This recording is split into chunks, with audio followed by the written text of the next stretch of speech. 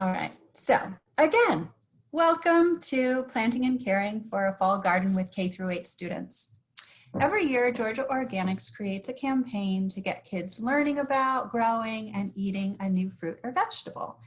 And this year, with turnips, we've decided to turn up the volume on some non-screen time learning. We know that there are a lot of folks who have maybe unexpectedly become educators outside the traditional classroom, and that means a lot of virtual learning is going on. So what we're doing here today is trying to give you some resources to explore some non-screen time learning with your students.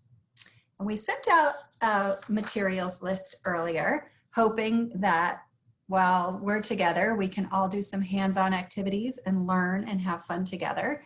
We took a bet at the beginning of our webinar before we started it on how many people would show up with their materials. We guessed maybe 2. So I'm curious, how many people actually brought their materials today? Raise your hands. We'll count hands. Oh, and here's a fun time to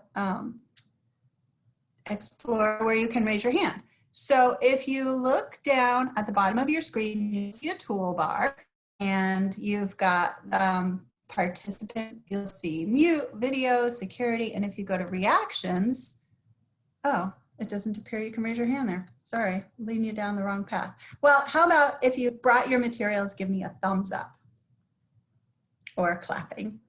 Excellent. I see 2. All right, we'll count those later. We'll see who won the bet. And if you didn't bring your materials today, just use your imagination and note how quick and easy it is to set up and do a fun interactive learning event with your students. Okay.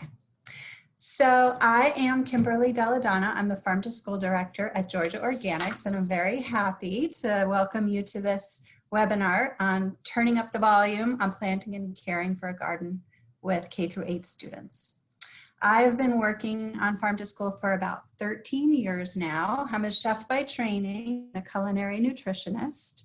I've been here in Georgia about 3 years, and before that I was in New England. I am so excited to get to work with folks all across Georgia, and I have 2 of my favorite colleagues here, Kyla, Zaro and Jenna Mobley, and I'm going to let them introduce themselves and tell you about themselves.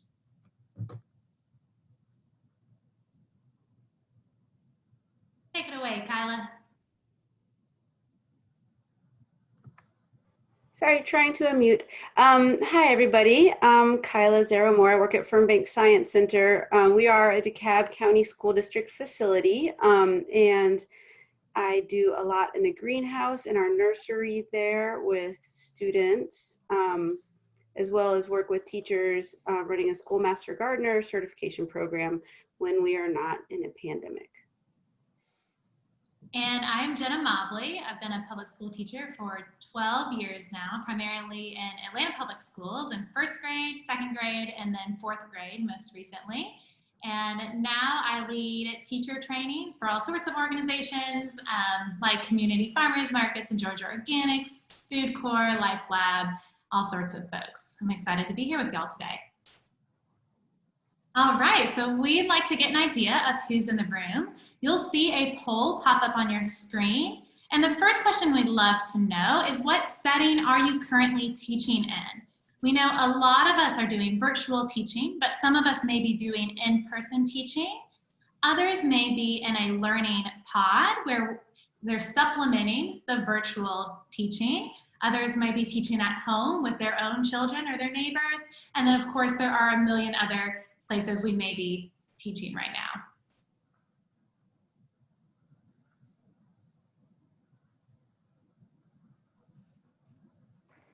All right, these are coming in. It looks like a bunch of folks are doing virtual teaching, but we also have about the same amount that's doing in-person teaching.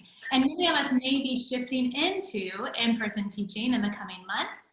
We'll try to talk about how all of these activities can be done virtually, like we're going to do here today together, and what they would look like in person when you're back with your kids.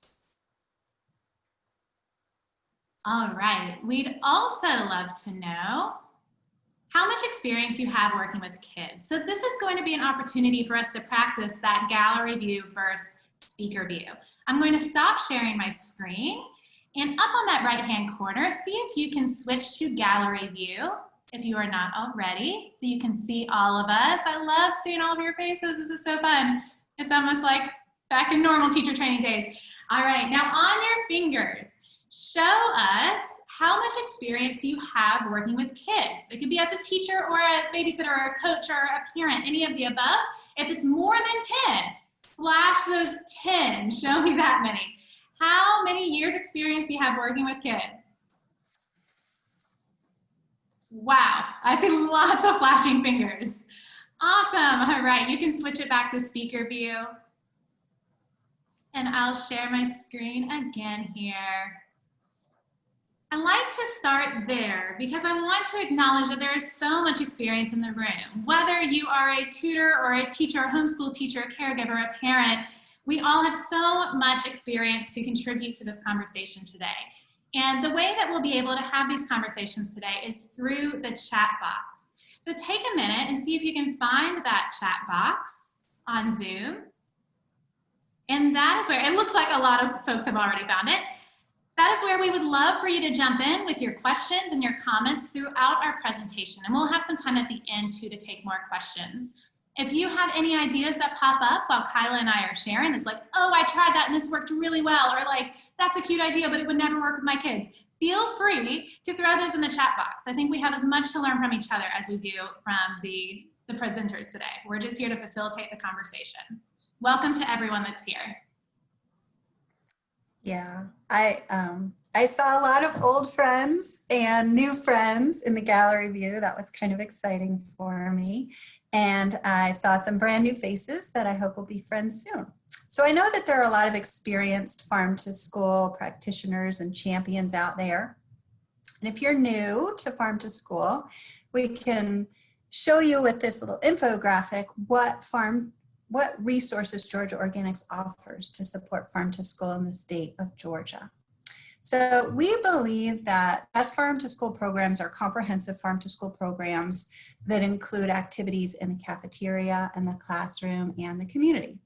And we love when children are able to learn through hands-on cooking and taste tests and gardening, because they're fun ways to learn Georgia education standards.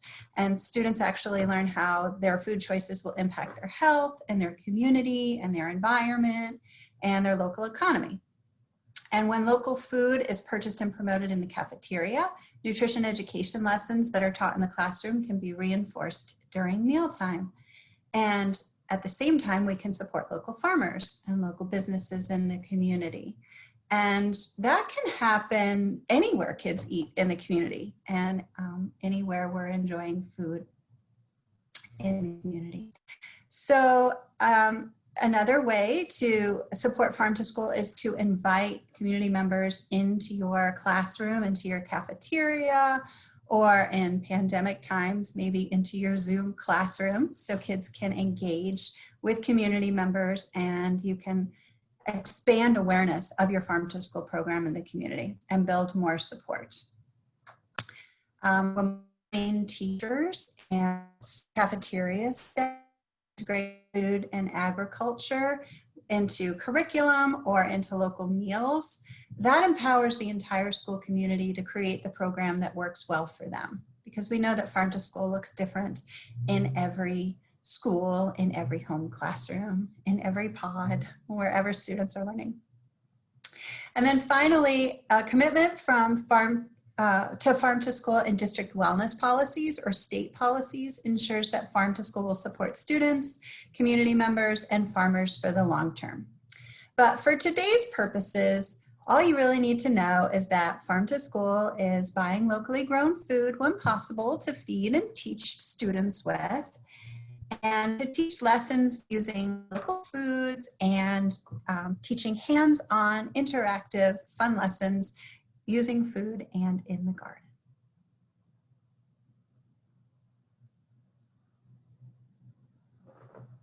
So why teach through food?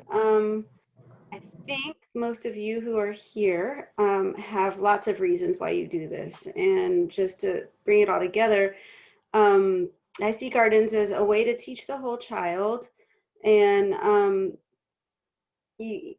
everything from the academic learning, everything you see, physical health, mental health, life skills. The feedback I get from teachers about using the garden as an educational context is that they see students light up about learning and become engaged with the subject material. And the great thing about gardens is that you can teach almost everything, I'd say pretty much every topic that you could think of, you could teach through a garden setting. And so teachers who might not feel like they are great gardeners themselves oftentimes will put forth the effort it takes to garden based on the results they see in their students' engagement. I've had so many parents get in touch with me after doing garden lessons with kids asking, like, why is my child asking to buy okra and Brussels sprouts at the store? Like, I could never get them to eat anything green, and now here they are, like, teaching me stuff. So it has an impact on what they're willing to eat and their health through that. And then students themselves, respond to the garden by feeling like more peaceful. It's a place where they can express their autonomy and taking care of something, nourishing something else. They feel calm. So all around, and finally, they're oftentimes proud of the skills that they learn in the garden, not only growing things, but also cooking things. It's something that they now have a life skill that they can use for the rest of their lives. So lots of reasons to teach through food. So here we are. It's October Farm to School month, and every October we have a campaign all over the state of Georgia to invite new people into this work and to continue to encourage and support the work that's already happening around Farm to School. And this year we chose Turnip the Volume. And if you haven't signed up yet, you can see the link here down at the bottom to sign up. And when you do sign up, you will get all of these resources, the fact sheets, the recipes, the lesson plans, the activities. A lot of the activities that we are going to do today that we're going to demonstrate are part of these resources. So you'll see on here where to find them and what reproducibles are available to you. If you sign up at that link, you'll have them all at your fingertips to share with your children and with the other teachers and leaders that you work with. So we're going to start with preparing a garden. Today we're going to talk about preparing a garden space, then planting a garden, and then caring for a garden. And starting with, how do you choose a garden space? And how do you do that with children involved every step of the way? So the way we're going to think about this is about the plant needs and how we can provide for each of the plant needs. And if you know me, you know that it's no surprise that I'm going to sing you a song about this, and I'd love for you to sing with me. I'm actually going to take off my screen share and make sure you have speaker view on, because I'm going to show you the motions to the song first, and then I'll put the lyrics back up so we can all sing together.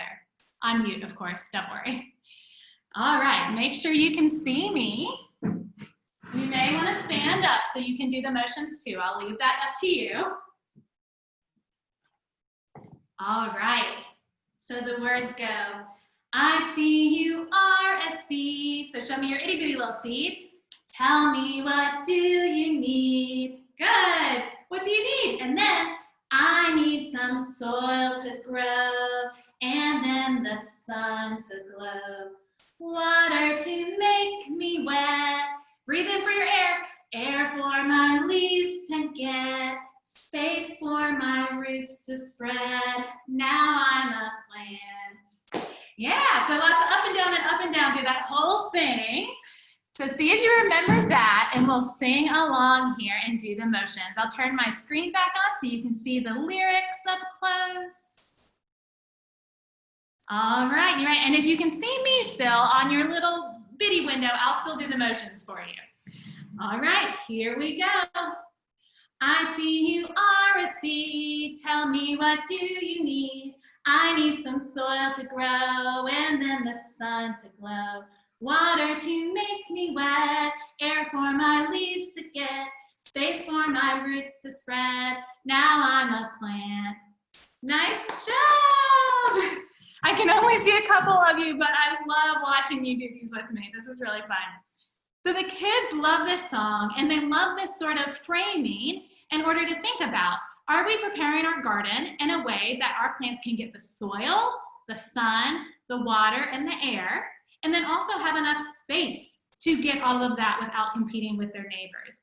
So we'll think about it in that same way today. So starting with the sun, if you want to grow vegetables, you need sunlight. There's really no way around it. Most vegetables thrive with 6 hours of sunlight. A few, you can get away with 4 hours. If you don't have 4 to 6 hours of sun, then you might consider planting herbs or native perennials that are adapted to thrive in lower light conditions. So Jenna is going to share some of the Georgia Organics lessons that will help you figure out how much sun that you have in your space. Yeah, so we have a whole series of lessons where the kids can actually do this on their own. The very first one has models for the sun, the earth, and the moon so that the kids can participate in what these movements are that are going on in the sky and then translate it to what they are seeing from their place on earth. That's the first lesson. Then the second lesson leads children in creating a sun map for their space, whether it's at a school or an after-school center or in your home. You create a map of your outdoor space, and we just do it with Sharpies on white paper. We measure some things, but freehand others. You know, we get pretty close, and then we make Xerox copies of that map, four different copies. We'll go out in the morning and shade in where we see the shade. And then we'll take another copy, go out in the afternoon, shade in where we see the shade. We'll take another copy, go out right before we go home and shade in where we see the shade. Then finally, you see here what it looks like when we take all three of those sun maps and combine them into one, where we can then see which parts of our yard or garden were in shade all day long, what parts were in sun all day long, and everything in between. So in this way, kids can decide where this garden can be after they understand how the celestial bodies move and how it impacts their garden. The next lesson in this series is a really neat one about planting by the moon phases and walks students through a scientific experiment to see if the moon phases actually impact the way that their plants grow.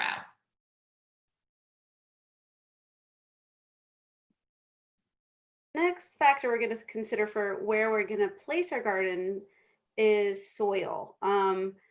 And I would say that almost 100% of schools, if we're talking about school gardens, start with pretty poor soil.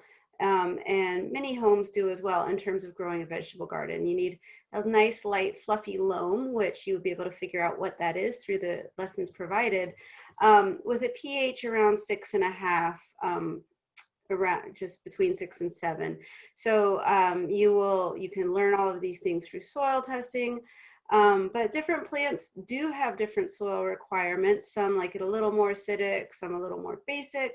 But in general, your garden veggies all enjoy around the same soil conditions. So when in doubt, if you're concerned about your soil, add compost and organic matter to improve your soil conditions. And we also have a series of lessons in the Turnip the Volume resources that walk students through an experimental process of determining what soil is best for their garden. So it starts with asking a question and doing research, and you can see here the soil scavenger hunt is a sensory exploration of soils from different locations around, or you can do the same thing with sand and clay and seeing what the difference is between all of them. Then they do an experiment where they create their own soil composition. They put on little chef hats and mix up in their bowl what their soil composition is. And they do a series of experiments to see what type of soil combination works best for their plants. So those lessons, there's a series of 4 lessons, and I'll walk you through that science fair project-like experiment step by step until you can determine the best soil combination for your garden. After your sun and your soil, you need to figure out what you're going to actually plant in.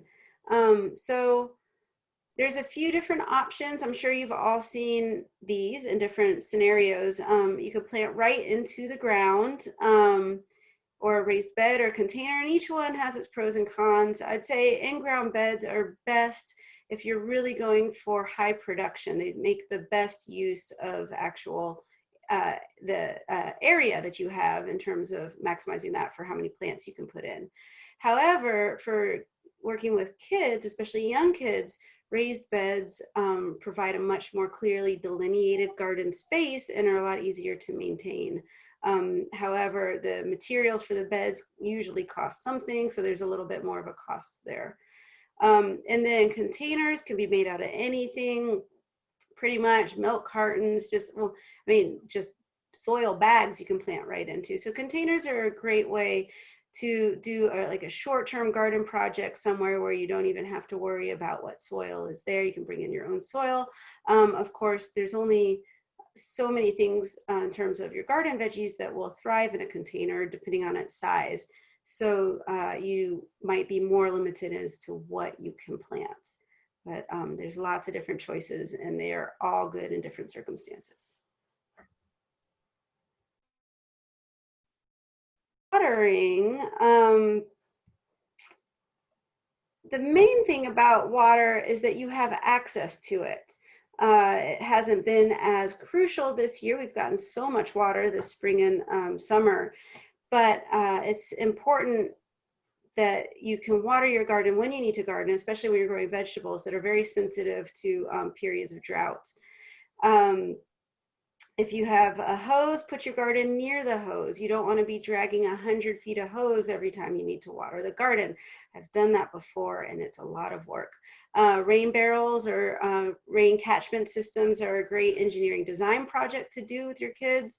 And of course, you can use it as a science project as you're tracking the weather by using a rain gauge and tracking how much water you get every day that it rains. And you can even build a little weather station and incorporate that into a weather project. So now that you have somewhere to plant, you have to decide what to plant.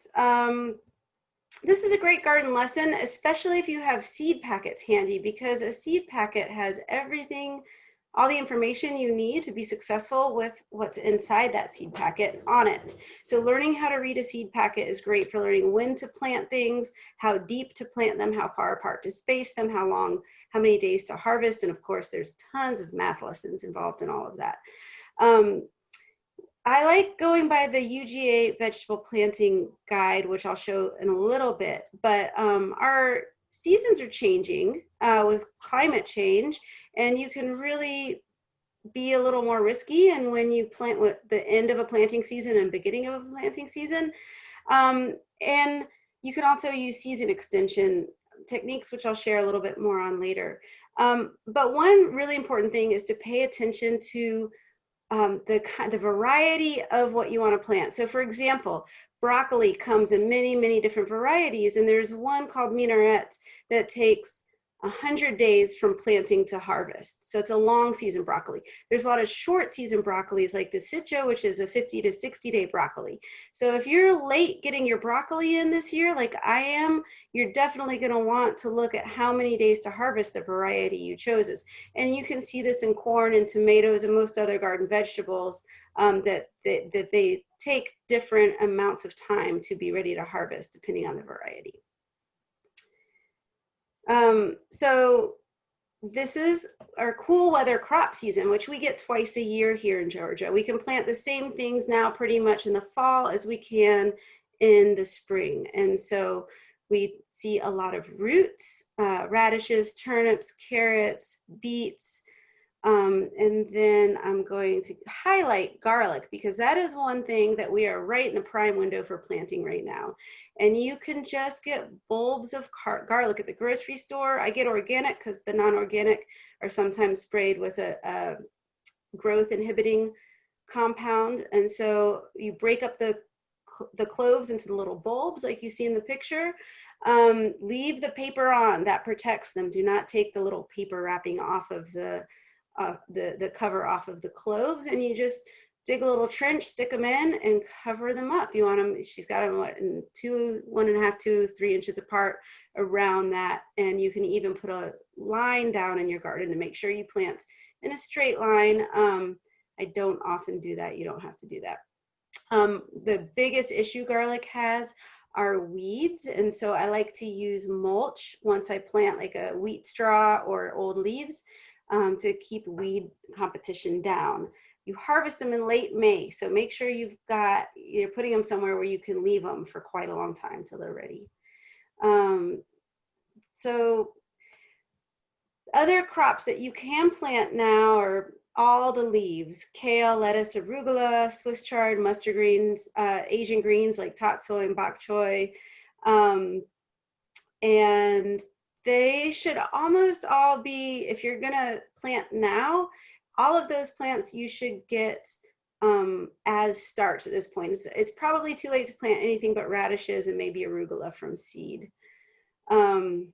All right, and another thing you can plant now, which is kind of fun, are cool weather cover crops. So I'm sorry we're on cover crops. And a lot of beans and grains you can plant not to harvest to eat, but to improve the soil, suppress weeds, suppress pests. It's a great opportunity if you have a garden spot, but you can't get there a lot, like if it's at school in a courtyard and you can't go to school. And some things you can get from the grocery store that you can just buy in bulk and then just scatter and plant are fava beans, whole soup peas, like the green peas, but not the split ones, wheat, rye, all of that stuff does really great in this weather. I talked about season extension a little bit. It just means helping your plants survive in a little bit cooler weather, in this case, than they might otherwise without protection. So protecting them. And this is a great STEM activity, engineering design challenge, to figure out how to keep your plants a little bit warmer.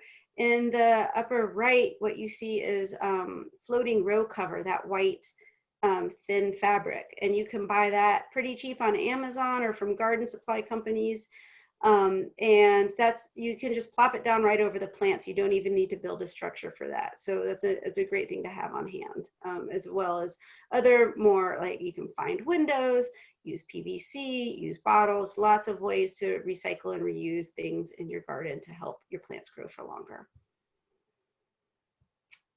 And then just thinking ahead to spring, this is when you might get the perennial herbs in, also berries. And again, you can plant all of the crops that we're talking about today. You can plant them again in the spring.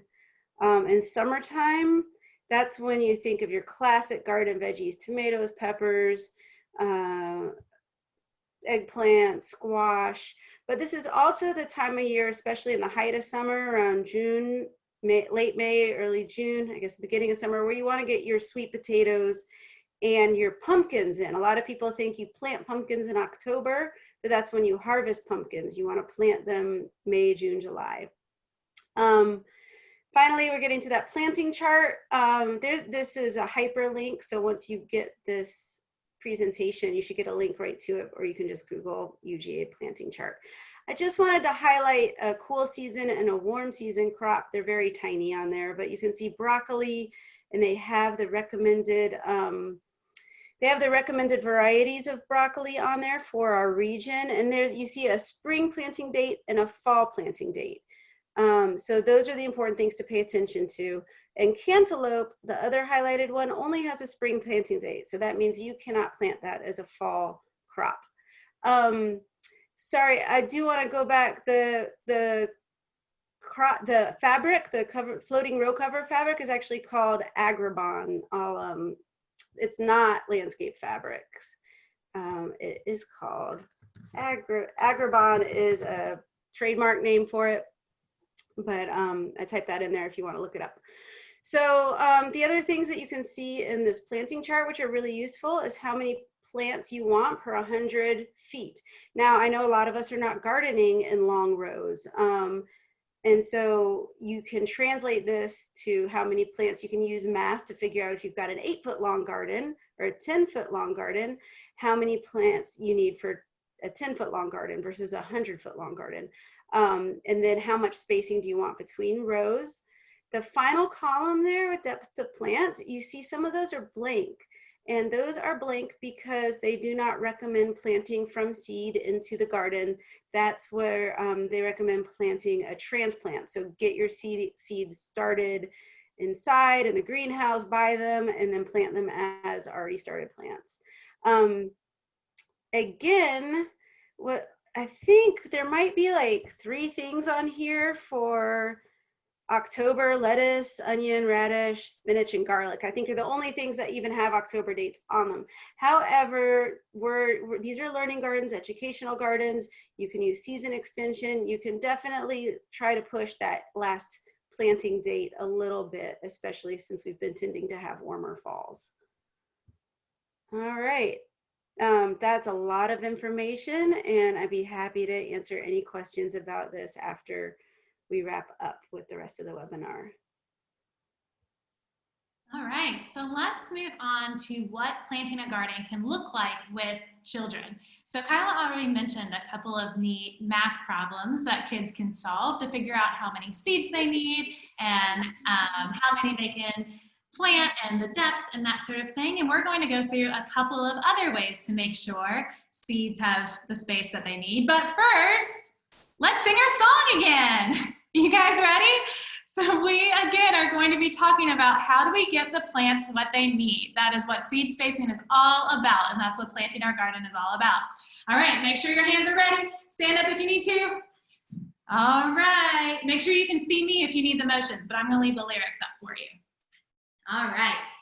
I see you are a seed, tell me what do you need? I need some soil to grow and then the sun to glow. Water to make me wet, air for my leaves to get, space for my roots to spread, now I'm a plant. Nice job. All right, so with these lessons, we're really going to focus in on that last part, that space for my roots to spread and how the kids can help with that. Now, the first thing they can do is another kinesthetic activity. You can see the posters that are available to you here, where the children can actually work through what it's like to be a teeny tiny little seed, and then they get a little bit of warmth and water, and they grow up, and they grow up, and they grow up, and they get taller and taller and taller until they have both of their leaves, and they're growing as tall as they can. Now, if you are in person, or when you do go back to doing this in person, having the kids spread out outdoors in an outdoor space, this is a great way to get their wiggles out and to talk about how every kid needs their social distance, but also their space to grow up as tall as they can without touching any other kids. Even if they have enough space as a seed, we want to make sure that they have enough room to grow as tall as they possibly can. So this resource with this yoga kinesthetic activity about how seeds grow and how much space they need is part of the Turnip the Volume lessons. All right, so now we are going to try some of these math lessons around seed spacing. So this first one is for, and we're going to move it up over the grade levels. The first one is for kindergarten, first grade. The next one might be second or third. The next one might be fourth and fifth. But all of these lessons can either be brought down or higher in level, depending on how much scaffolding and support we give our students in these activities. So I'm going to turn the screen off and gather your, so you can see my materials and gather your materials as well, if you will be participating with us here. All right, you should be able to see my desk here, so we can show you these different seed activities. For the first activity, you'll need a strip of newspaper, about 1 inch wide, but that inch is not that important. The activity we are going to be working on with this newspaper is going to be seed spacing in one direction. So we are practicing measuring length with a ruler. So for our seeds, let's say for our turnip seeds, we need about 3 inches between each one. So students on their seed tape here can just mark their first spot anywhere they'd like to here at the end. And then they can use a ruler to measure up to 3 inches and do their next dot. And again, up to 3 inches and do their next dot. Over and over again. Now I always have them do it in colored pencil first, but I'm going to show you how we can actually add seeds to our seed tape.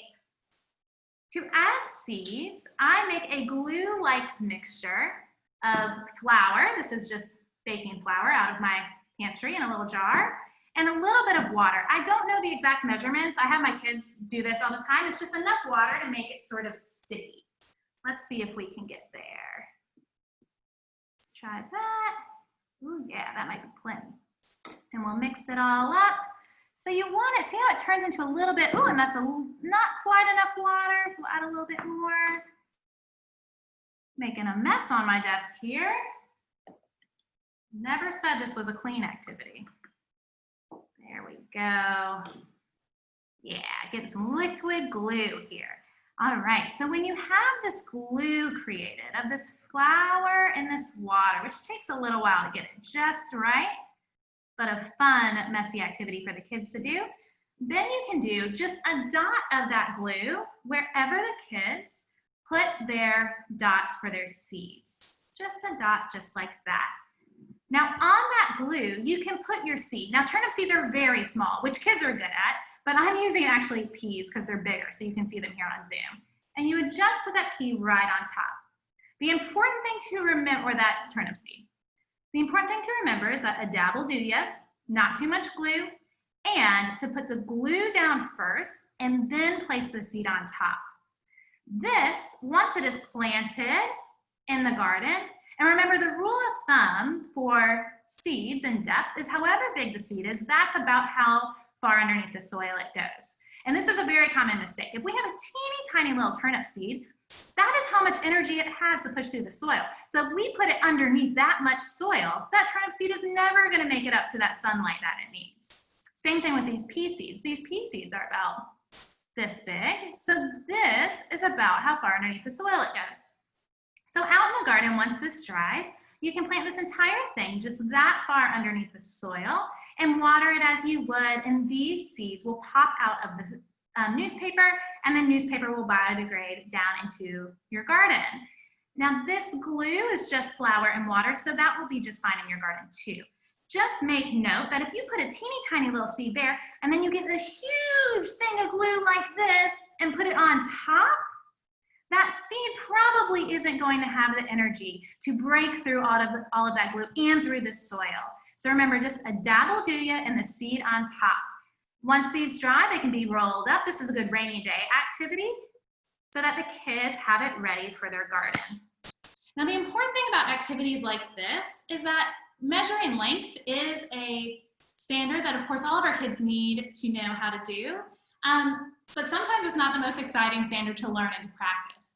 And so instead of having a hypothetical worksheet, a real worksheet with a hypothetical situation about needing to measure this right length, they have a real world task where this is important. It is really important that they can measure the appropriate length between each of their seeds because they really want their seeds to grow. And in order for their seeds to grow, they need to be able to measure this appropriately. So that's just a measuring length task. Now we can take it a little bit further and practice fractions with our older kids, maybe first and second grade. So here we have a piece of newspaper that is 12 inches by 12 inches, a square foot for a square foot garden. And I've already prepared this for my younger kids, for my first or second graders. I've already prepared this by dividing this into equal parts, 9 equal parts, because for turnips, they can be planted 9 per square foot. Now what's fun about this one for kids is that there's not just turnips that can be planted 9 per square foot. Excuse me while I clean up my glue mess on my desk. There we go. It's not just turnips that can be planted 9 per square foot. It's also beets and spinach. So now children can make their own garden with any combination of turnips, beets, and spinach. Let's see if I can get that where you can see it. So maybe I'll decide, I'm really excited about turnips this year for Turnip the Volume. And so I'm gonna do a turnip right here. And I kind of like this design where I'm gonna do it right here. And then I'm also gonna do a turnip right here. Maybe I'm gonna do a turnip here and here too. So of my square foot garden, 1, 2, 3, 4, 5 of my 9 parts are turnips. That's our first fraction of our garden.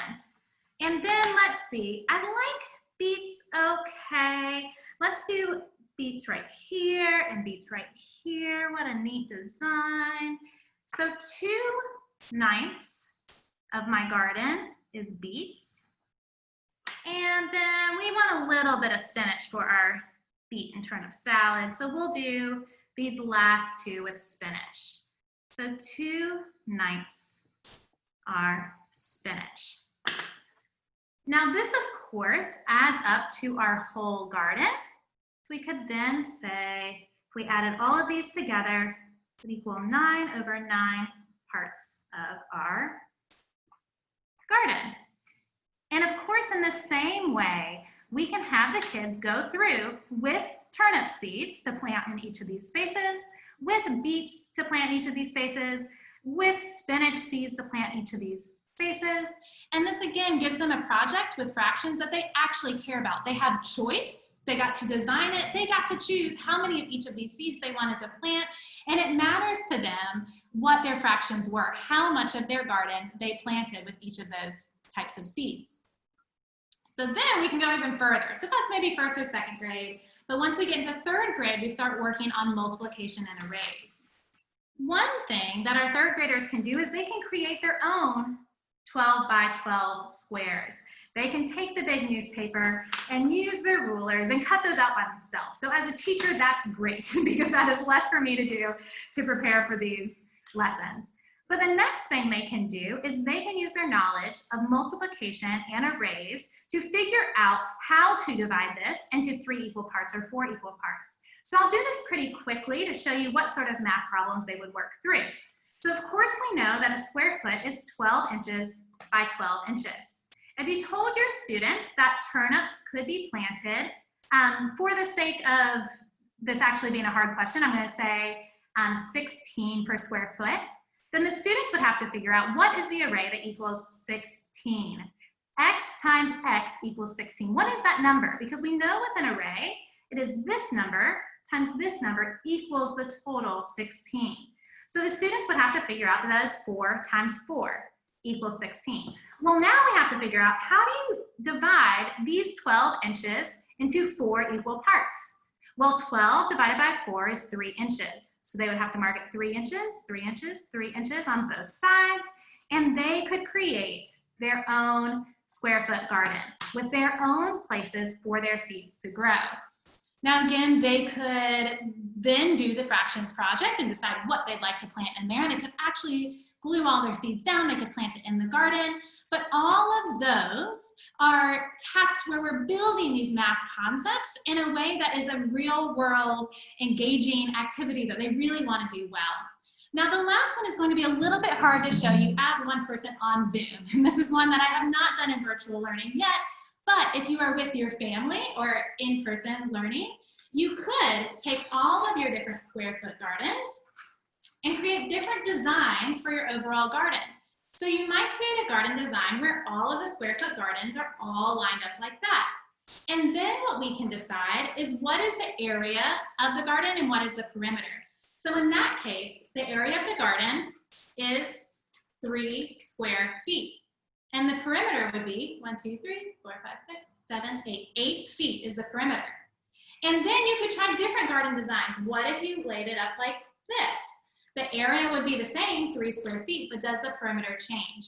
Now you can imagine if you had 28 kids, this would become a pretty complex math problem, and kids would quickly figure out that even when you change the design, the area stays the same while the perimeter changes. And it's a fun challenge to see if your kids can work together to make the shape that has the smallest perimeter and the largest perimeter. And these have real world consequences too, because what if you wanted to put a border around your garden? How much of that border would you need to buy? You need to know the perimeter. What if you need to buy soil for your garden? You would need to be able to figure out the volume. So that would be that area times the depth. These are all real world situations that the kids can solve on their own. So let's go back to this screen here so I can show you how these lessons show up in the Turnip the Volume materials. You have this one for the seed tapes. You also have this one that describes the fractions, and this one that describes how to create your own square foot, and this last one that shows how to do what we call turnip Tetris, where you can do the area and the perimeter and the volume.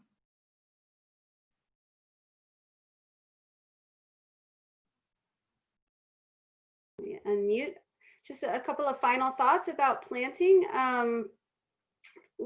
Just remember, always remember what you're doing. All gardening is experimental, and educational gardening is particularly so. Something that worked really well one year might not work the next, depending on environmental conditions, and vice versa.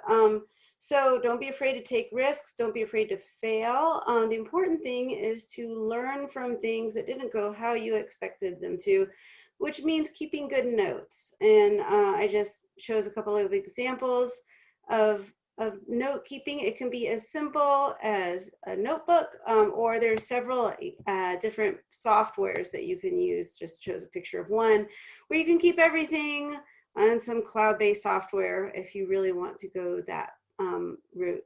But whatever you do, just take notes of what you did so you can go back and make sure you're learning from everything that happened, your successes as well as your failures. All right, so our last section here is caring for a garden.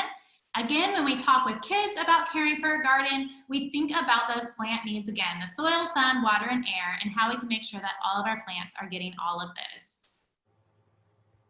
So with soil, it talks a lot about often your soil is not going to be great when you start your garden, and you're going to need amendments, which are things you add to improve your soil. And how you know what you need to add is by getting a soil test, which you can do through UGA. I'll share that link.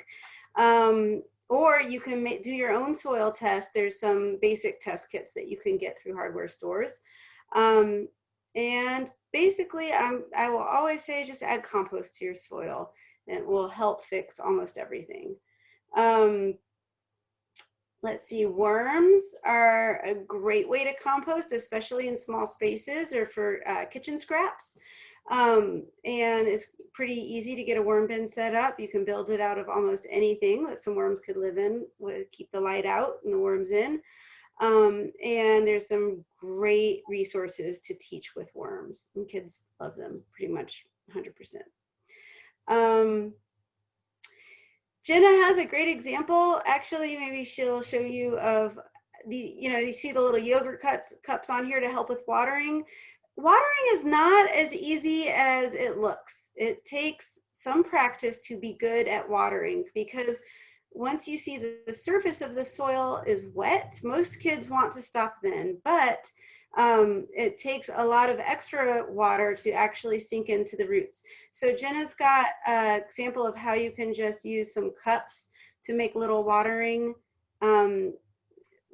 containers that your kids can make and use in your garden. You can make sure each plant gets the appropriate amount of water. Yeah, okay. So one thing I have for most of my kids is a spray bottle. The spray bottle is great for not making a huge mess, but the soil goes to the roots, and oftentimes with a spray bottle, for some reason, the kids want to spray the leaves, which even in fall can sometimes scorch them in the sun. So this is not my favorite, but one thing that you can use that the kids really enjoy is a spray bottle. Another one here is having a big bucket of water and having 2 cups. One that has holes in the bottom like this, and one that does not. Now the one with the holes in the bottom goes inside the one that does not. That is the trickiest part for the kids, but I always tell them they want it closed on the outside. Now with these yogurt cups, or mine are Dixie cups like this, all the kids would have to do, which does not demand much of their fine motor development, is dunk it in whatever vessel you have. Then they can walk around with their cup all over the garden, find the plant that they would like to water, and then they simply separate the cups. And it gives a nice little trickle like that. And then when it's all done, they can put it back together and return it back to the bucket. Again, this is like not the most efficient way to water a garden, but keeps all the kids busy and keeps the water mostly used in the right area. All right, I'll go back to share screen so we can keep rolling. One of the other important things about water, as I was saying earlier, it has to be done regularly for a vegetable garden. And so for those times when you might not have students in your garden or your children in your garden, automatic irrigation is priceless and not really that hard to set up through drip tape, and not that expensive. It feels a little overwhelming to get started, but It's a great, again, there's a lot of math involved. There's physics because there's force involved and pressure and how much pressure you need to get the water to the plants. So there's a lot of lessons in there. But once you get something set up, that will really save you a lot of headache if you can't get to your garden to water it very much. Finally, I'll talk about weeding. It's been a great season for vegetables, which means it's been a great season for weeds as well. Fortunately, a lot of common garden weeds in Georgia are edible or medicinal or both. So it's fun to start identifying weeds. There's a good book on the screen there about it. And students, I find helping students become specialists in particular weeds is a good way to help them approach weeding as not, a massive task, but if they're looking for just all of the lamb's quarters, and so they become specialists in lamb's quarters, they know what it looks like, and they're going to pull out all of the lamb's quarters. That works if you have as many children as you do weed species, but it's a great way to start identifying different plants and helping the kids have more fun and doing like more of a scavenger hunt for their weeds. Controlling weeds in an organic garden, my favorite way to do it is through sheet mulching. So once I plant, I'll sometimes put like cardboard or newspaper down between all of my plants and then put a thick layer of mulch on top, like 4 inches of wheat straw or leaves. When leaves start, get people bagging up leaves, I just collect them off the side of the road, so I always have a leaf pile to pull from. And that will also save you a lot of time and effort in your garden. And Kyla, I forgot to tell you why there's a random picture of flour on your slide. Oh yeah.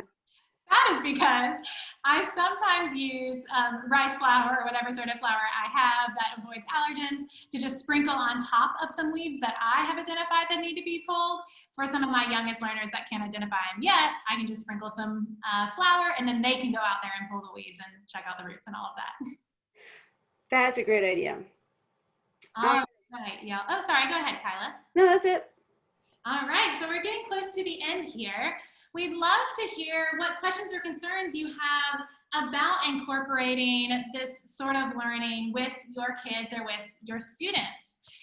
Please jot those questions down in the chat, and we're going to have some of our Georgia Organics folks help us pull any of those out. If there's any outstanding questions, we'd love to talk those over and see what we can do to make you feel comfortable with trying some of this work with your kids.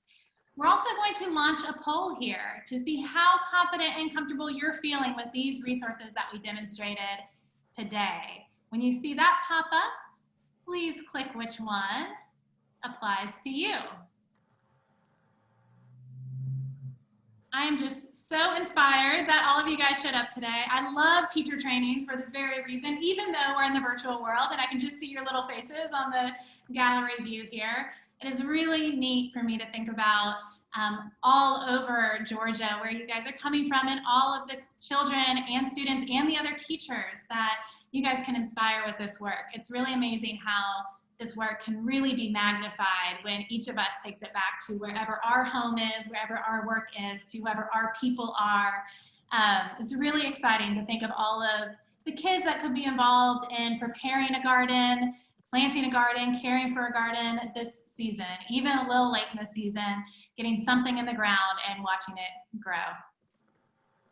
In closing here, when you're done with the poll, this is mostly for me. This is my favorite part of every training. If you'll just type in the chat box one thing that you're taking away from this training, one thing that stuck out to you that you think will work, that you can see your child or your students getting excited about, what is that one thing that you're going to take back to your home and to your work to get started with? I love imagining all of this work happening.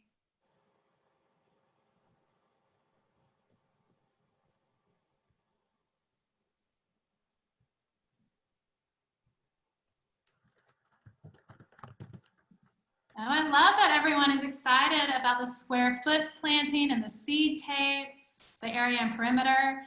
I get so nerdy about these math lessons. I'm so glad that the measurement activities, oh, and the songs.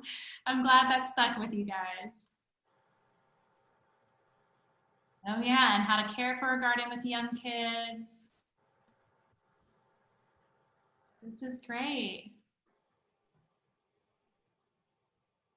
Kimberly, did we have any questions pop up throughout the webinar that we can answer in our last couple of minutes while we're sharing our ideas?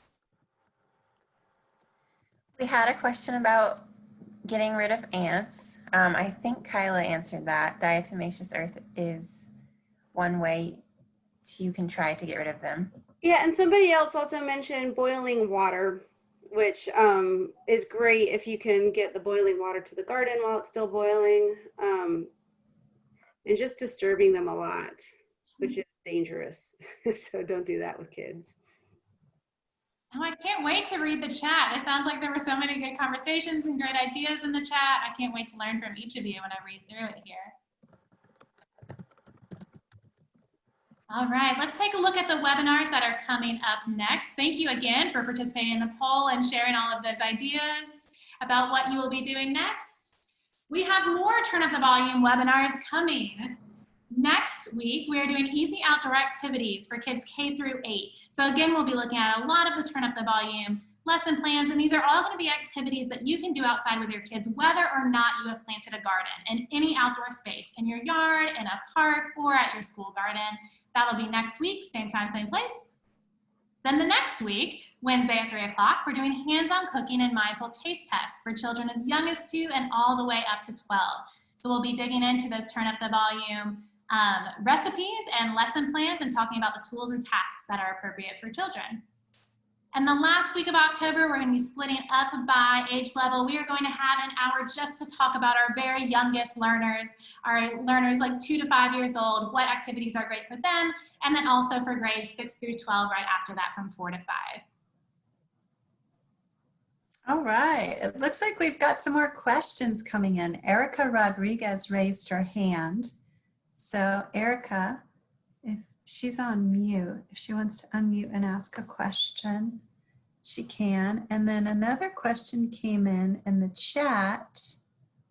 Crystalline asked, can you wait a while to plant the seed strips? Do they have a shelf life? That's a good question. And I'm so glad I get to tell you some of the mistakes that I've made because those are some of the funniest things. So one thing I learned about seed tapes is that it was my go-to rainy day activity, and we would wait for them to dry and we'd roll them up and I'd stick them in a filing cabinet. But one year I realized that our glue was maybe, oh, and actually this was a year that we hung them on the bulletin board for like our performance task. You know, I was going to show off to all the teachers in my grade level and my principal and all that. So I hung them up on the bulletin board.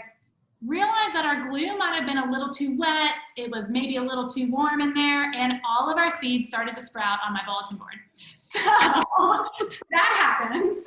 I guess it does have a shelf life. You were vertical gardening. Yeah, I totally tried to play it off and be like, we did that on purpose.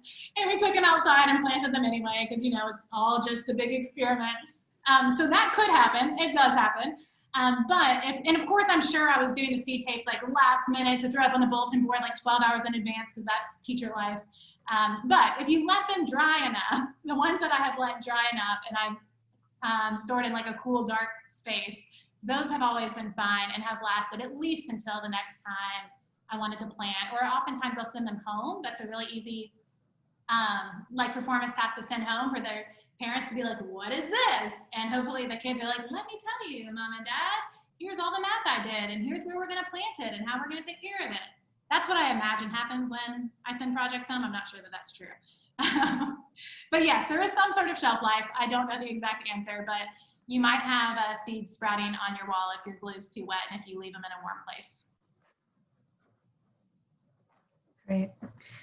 I don't know if Erica raised her hand on accident or not, but if anybody else has questions, we'll stick around here. We've got a little more time to spend. We know it's after 4 though. We want to let you go.